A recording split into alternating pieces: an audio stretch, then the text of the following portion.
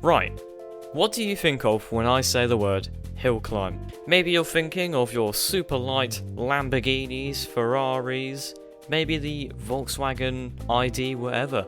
Basically, a lightweight car with as much power and as much wing crammed into it as possible. But I don't think anyone's ever done one with a Geo Metro.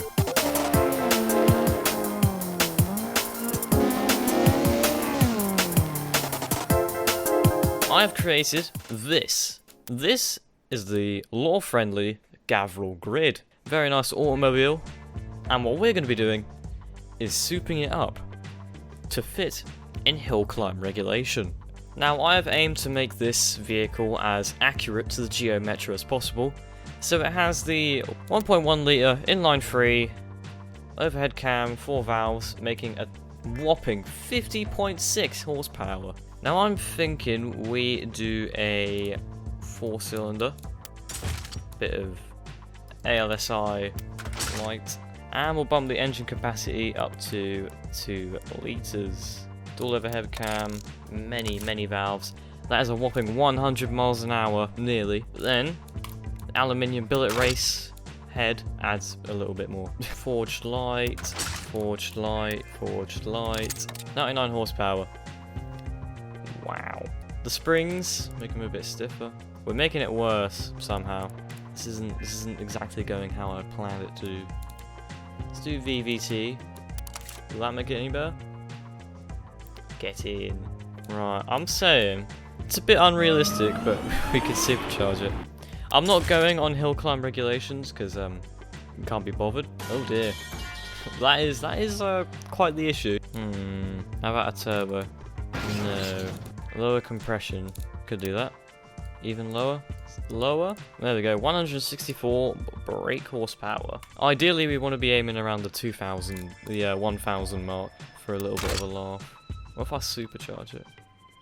That's less. Sequential turbo? That is a wonky graph. What the hell? Compound turbo.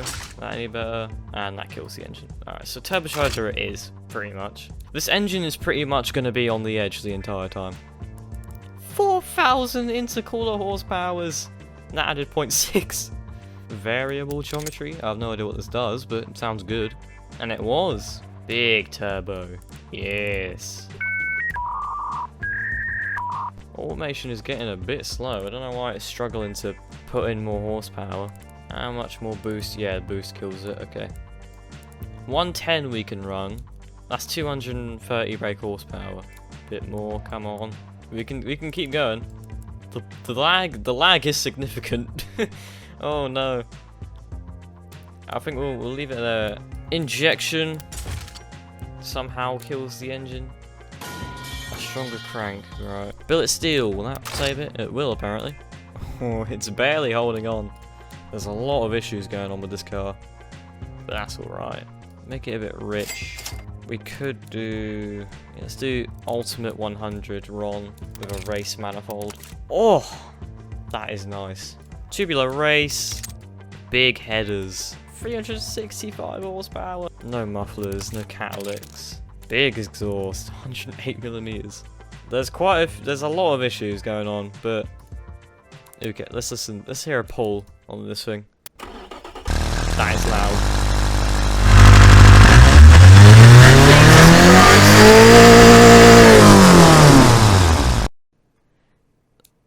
It's quite powerful. I would say that, yeah.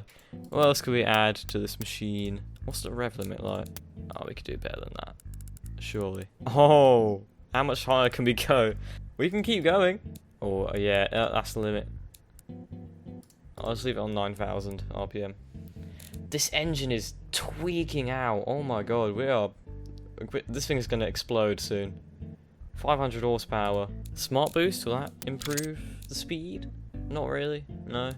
How about more intercooler? 12,000! Well, that literally did nothing. I don't really know how to make this faster except for making the engine bigger, which we're not going to do. So right now we're on 477 horsepower. We could just throw ridiculous fuel in it, like nitromethane. Yeah, it looks like LPG is the way to go. Who would have guessed? We can only do one exhaust, which is a bit annoying, but yeah. Jesus Christ! Oh my god! The intercooler is actually wider than the entire engine. Jesus Christ, man. Yes, red. That means sport. Oh, this thing's gonna be dreadful to drive. 6 speed, top speed, nearly 200 miles an hour. Whoa. Big wheels, big tires, big tires. Alright, we need to fix the brake situation here. So vented on both. None of them. We'll have 2 seats. Anyway, let's mess around with the design here. Oh, that intercooler. Oh dear. Oh god. This is the final product. Well, not yet, because we need to extend out these wheels because they look a bit stupid right now. And boom! The Gavral Grid Hillclimb, aka the Geo Metro Hillclimb, is complete. Here we are in sunny, beautiful Italy, and here are the 2 cars. As you can see, one of them is slightly more sporty, and the other one has a mesh glitch. Don't ask me what is going on with it, because I have genuinely no clue, and I do not know how to fix it either. But anyway, the 2 cars. 1.1 litre inline 3, producing around 50 horsepower. Souped up, turbocharged 2 litre inline 4, producing around 500. Massive wing on the back, roll cage, stripped out interior. But we make our way over to the Gavral Grid stock over here. We've got the tri-spoke wheels. We've got a nice interior with a little bit of blue for the fanciness, and the jiggliest mesh I've ever seen. Jesus Christ. Inside is very flavorful and tasteful. And yeah, we're going to be taking this for a little spin. Sounds pretty nice.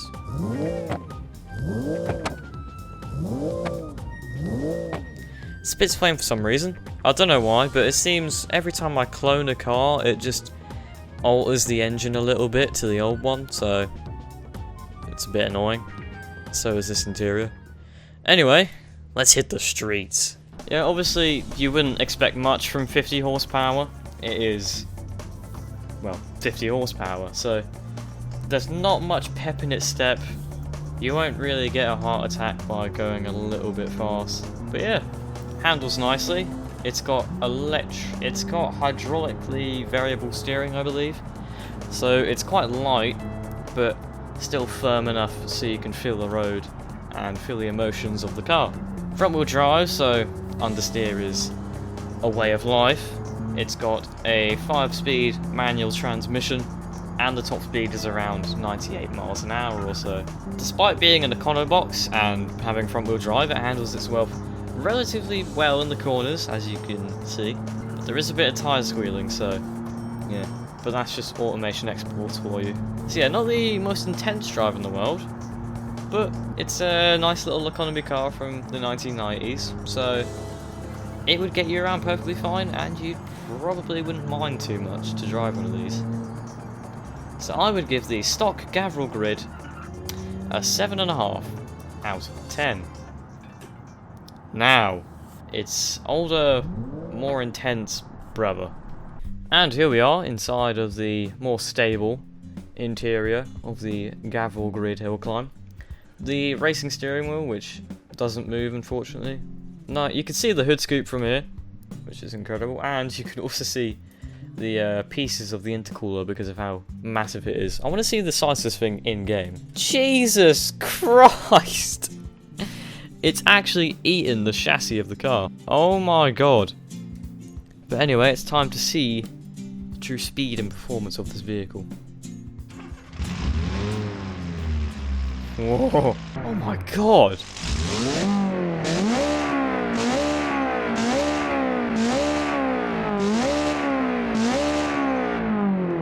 That is possibly one of the best sounding automation cars I've ever made. Let's test this thing out. It flats the floor. Oh my god! Wow! The speed! And it sounds absolutely incredible. Oh! And it sounds absolutely incredible doing it. This is all-wheel drive, so it should handle better. But it does still feel like it is front-wheel drive. Sounds so good! Whoa! Whoa! Handling is not on its side, however. But it's a hill climb car, so how good is it at climbing hills? Alright, right now I'm currently on the road that leads up to Castello, which is a notoriously windy and dangerous road, which I'm guaranteed you've probably only driven down 3 times without crashing. So yeah, let's see how well the grid performs. Here we go. Bit of a stall off the line there, but whatever. Now I don't know this road very well, so there is a bit of learning to get going. I have practiced a little bit, but not too much. Also the brakes aren't very good, I have noticed, so yeah. It sounds amazing though. I am having to require on engine braking a little bit to help me in the corners, but it is what it is. And I have noticed it does stall whenever you brake a little bit hardly. I'm not too sure what that's all about, but yeah. It just sounds like an angry wasp coming at you.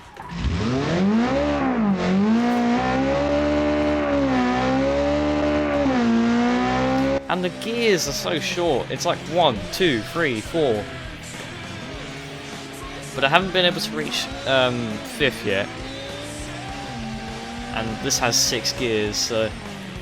And it isn't a sequential, I've left it a manual, so we're still using the clutch and all that. But only for about a second. I think the main reason is because I hate sequentials. I think they're the worst gearbox around. Especially if you're using a manual gear stick like I am. It's impossible to shift down gears. Oh, I'm gonna crash on the line! Ah! And I crossed the line. With a time of 3 minutes and 7 seconds. That's quite impressive. Let's see how an actual hill climb car does it in. Right, here we are in the Ibishi Pessima 2-litre GTZ Hill Climb Edition. Comes with a 6-speed sequential and has a lot of horsepower. So there isn't much else to say, but let's get on with it. So in 3, 2, 1, here we go! Oh my god, the launch! Jesus Christ! Oh my god, the speed! Ugh. There is a bit higher stakes in this one because you can't just bounce off a crash like an automation car can. Oh Jesus. It's very bouncy. Oh my god, the actual momentum this thing has is unfathomable. The torque steer is also trying to rip your hands off. It feels like a pit bull that's been chained up all its life, that's just broken off the leash. Wow! Get a drift in. Oh yes! That was a bit poor, but whatever. You don't drift on hill climbs because it wastes time. Jesus Christ. Wow. I have a feeling this might be a tad faster than the grid. Cut across this little bit here. Oh yes. Oh! I nearly had that. Jesus. Just on the limit the entire time. This engine's working overtime. Oh! Oh, not this corner again! And I crossed the line. Oh. With a time of 2 minutes and 52 seconds. That unfortunately means the Pessima did win. But to be fair, who's the one that crashed and who's the one that came out unscathed? So yeah, I'd give that point to the grid, pretty much. Now, as we all know, the main selling point of cars is if they're usable in everyday life. And you may think, at first glance, this is not really the ideal car to dip to the shops in. Or is it? I mean, if you really think about it, imagine the capabilities of the size of our boot. Our boot is the entire car, except for the front seat, of course. So, what we're going to do is we're going to be driving from here in Castello, down all the way to the docks in whatever that other town's name is. So, let's try it out. Now, one thing you might have to worry about is noise complaints from your neighbours, because it is a bit of a shouty car. I do see the noise becoming an issue. I mean, there's nothing you can really do about it. It's like slowing down with a motorcycle. Oh look, it's Andy's car. Fiat Ducato camper van. You might also see the downhill speed of this thing. Here we go. Jesus Christ. I know the Pessima is faster, but this just feels faster. I think it's just because of how light it is, to be fair. I'm stuck behind a RCZ. When's the last time you saw one of them? Comment down below. The last time you saw an RCZ on the road. Ah! It is helpful overtaking because it just has so much power. You barely have to put any effort in to overtake, really. Let's hypermile it. How about that? Put it in the highest gear. We can go in. Move, man. You stupid Ibiza. It does sound like it's choking, but this is what hypermiling is. Just gonna overtake this guy. You maniac! What are you doing? Where's he gone? Oh great, now I'm stuck. I've got to go catch him. Go, my noble steed. Whoa, Peugeot 307. I think he's gotten away. Mito! There he is, I see him. Get out of the way! Right, you in the Ibiza. For a car named after a famous holiday location about partying, it's not a very cheerful car. Let's just, the speed! Oh, oh god, oh no. Oh dear. The speed! Whoa. Brakes came in clutch there. Let's do an undertake on the camper here. Hey. My roll cage! My roll cage has fallen out of the car. God, we have no protection now. It's quite a cool camera angle, to be fair. Look at this. Hell yeah. I'll move in your stupid 500. Oh. Oh, that was so good. This is the fastest grocery getter in history. Pull this roundabout. Oh, that's probably my wing gone. No, it's still on there. Wow. Let's get a top speed running on this thing. Oh my god, the shakiness of the interior. Jesus Christ. Oh no. Whoa! Whoa. Whoa! And we've arrived at our destination. That, what? Let's say 10-minute motorway journey was reduced down to 30 seconds. The genius of Hillclimb cars is unmatched. And the rigidity of automation cars is also unmatched. I have survived a 50-mile-an-hour impact directly with a tree. We'll still drive though, that's the question. Perfectly straight line driving. It doesn't really handbrake anymore though. And my wing is knackered. My poor wing. The speed! Oh my, oh no. I think we've killed someone, hold on.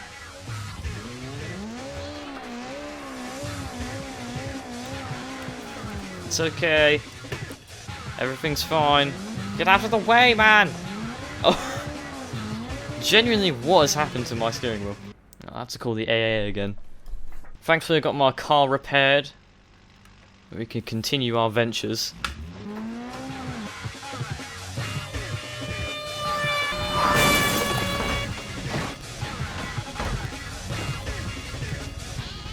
The hell's that noise back there? Oh, we finally arrived at our destination. Oh. Even the tightest of no, God's sake, the arches are too big for my own good. Finally, we've arrived at our destination. So, my final verdict. I would have to give this car a 9 out of 10. Genuinely. This handles exceptionally. It looks really good, actually. I really like... It kind of reminds me of UK stock cars, you know, the Vauxhall Astras and all that. Vauxhall Corsas. But yeah, I really do like this thing. The wing on the front could do with a bit of tweaking, but overall, absolutely mint. This thing will dominate on the track. And all because of the humble Geo Metro. So, that's all for today. Cheers. See you next time.